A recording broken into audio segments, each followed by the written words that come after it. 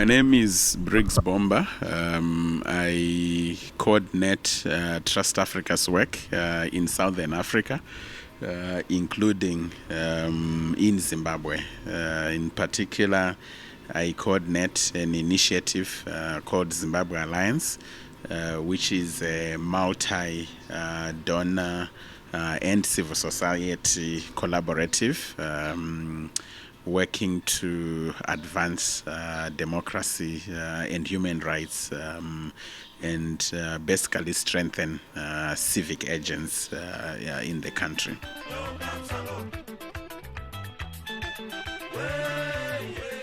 Well, the main question in Zimbabwe right now is to do with people's freedom. You remember that Zimbabwe gained its independence in 1980. At that point, it was a question of the country struggling against colonialism. But what we have found is that post 1980, it's now a matter of citizens struggling for their democratic freedoms against what has turned out to be an oppressive nationalist leadership. And related to that is the question of citizens not benefiting from the economy of the country. It's a very rich country in terms of natural resources and other economic resources. Yet people are languishing in poverty, and people do not have access to good education, healthcare, infrastructure. So you have a big struggle that is underway, with people fighting to be included in the economy of the country. And this is a struggle that's most pronounced amongst the young people because this is a generation that has not had a fair chance at all. It's a generation that has not been given an opportunity. So yeah. So Zim Alliance is Trust Africa's program in Zimbabwe, and it's a collaborative program. So it brings together Trust Africa and a number of other funding entities, as well as civil society actors, working together around a collaborative framework to advance democracy, human rights, and strengthen civic engagement in the country.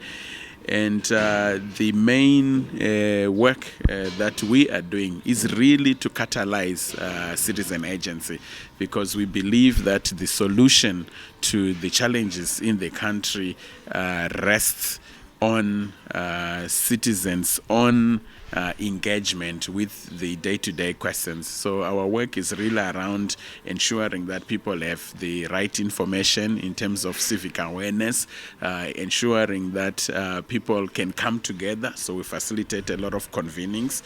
People come together so that they can co-create solutions, ensuring that civil society has the right set of skills and tools to be able to act effectively in exercising their agency. So that summarizes really the work that we are doing.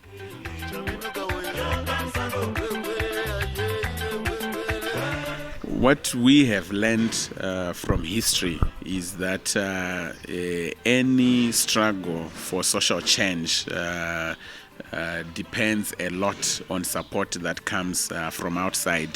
This was true in the case of the liberation struggle in Zimbabwe. It was true in the case of the anti-apartheid struggle in South Africa. It's true for any intense social struggle such as the one we are engaged in.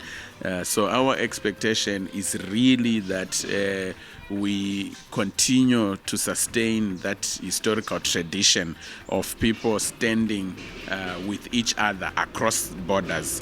We call it people-to-people solidarity. So we really counting on colleagues, comrades across the continent and indeed globally to follow closely what's happening in Zimbabwe, to condemn human rights abuses or abuses against social activists when they happen, and to provide material support where possible to help those who are engaged in this struggle to be much more effective. But above all, we really expect that the global, continental and global solidarity community will make it very, very clear to authorities in Zimbabwe that they are watching and they will hold any acts of oppression to account.